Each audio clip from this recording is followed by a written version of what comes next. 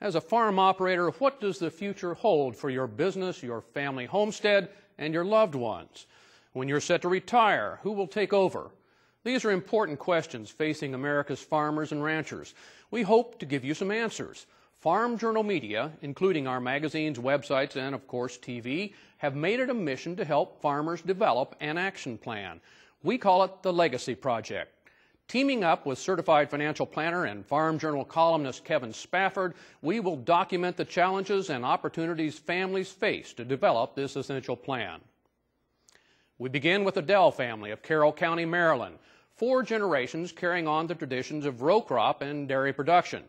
Dell Farms has weathered some tough times over the years, but the family is determined to keep the farm running, profitable, and sustainable. Wes Mills has our report. Carroll County, Maryland is a picturesque area with rolling hills and pasture lands ideal for dairy production. It's home and business headquarters to the Dell family farms, 4 generations carrying on the traditions of row crop and dairy production not far from the historic town of Westminster. Owned by Donald and Leona Dell, along with their sons Greg and Roger, Dell Farms has weathered some tough times over the years as most of the neighboring dairy operations have been liquidated. We're trying to decide whether to sell down some of the cows and try and rebuild as the milk price climbs. Hopefully it'll climb. It's just a tough decision with low milk prices and high feed costs right now to keep surviving as a dairy farmer. Part of what has kept them going is a management plan that plays to the strengths of individual family members. Greg's son Gary and daughter-in-law Crystal manage the dairy operations. Son Tommy works with his dad on crop management. Youngest son Douglas works part-time on the farm, spending most of his working hours as a firefighter. When you add in the grandchildren that are starting to become involved, the importance of a transition plan becomes clear.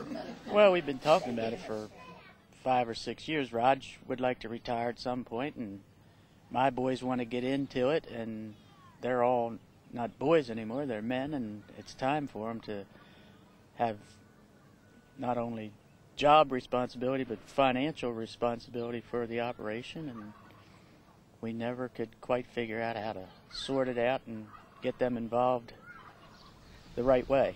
My boys aren't here. I don't really have the interest in as far as passing anything on to my sons as he does, and I would just like to someday be able to walk away from it knowing everything's secure and in good hands. Enter the Farm Journal Legacy Project. For the Dells, it means serving the needs of several generations. We expect to be able to transfer the farm to the next generation and try to have a profitable business when we're all done. We all enjoy what we're doing and we want to keep farming, but we got to figure out a way to do it profitably and keep everybody happy through the next generations.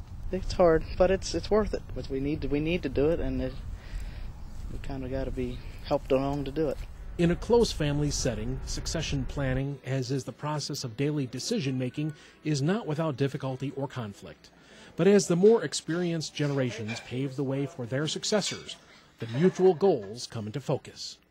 Well, I'd like to see that we can pass this farm on in a very sustainable way, that it can go on as a farm for many years to come, and the generations beyond us can be as happy doing that as we were. This is Wes Mills reporting. Next week, we'll introduce you to another farm family trying to develop their legacy plan. Chet and Lori Esther, along with their son Ryan, farm 4,300 acres. The couple say they spent 30 years of marriage getting ahead, but now they need to know how to pass it on to their kids and grandkids. We'll take you to their farm next week on U.S. Farm Report. And you can read more about the Legacy Project in the current issue of Farm Journal magazine. Up next, Tractor Tales and our Country Church Salute. Please stay with us.